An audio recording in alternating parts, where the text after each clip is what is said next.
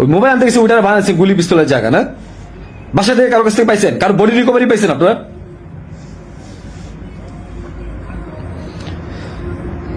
আপনি এদেরকে ধরেন,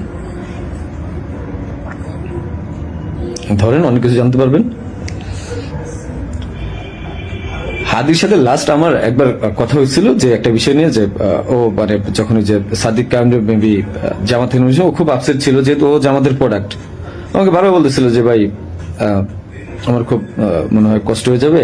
তা আমি ওরা বলছিলাম ফাইজলাম করে যে মির্জা আব্বাস ভাই তো খুবই ভালো মানুষ, ওনার কাছে যান, উনি আসলেই ভালো মানুষ, ভাই তো ভালো মানুষ। হাদি নিজেও বলছে যে মির্জা আব্বাস ভাইয়ের কাছে যান, উনি ভালো মানুষ, ওনার কাছ থেকে আপনি যা 2-4 কোটি টাকা নিয়ে আপনি নির্বাচনটা বাদ দিয়ে দেন।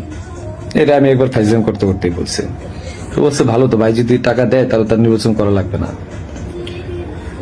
তো হাদির মুখে শোনা মির্জা আব্বাস ভালো লোক মানুষ, মির্জা আব্বাসের মতো লোক এই কাজ করতে পারে না। যারা করতে পারে তাদেরকে জিজ্ঞাসা করেন।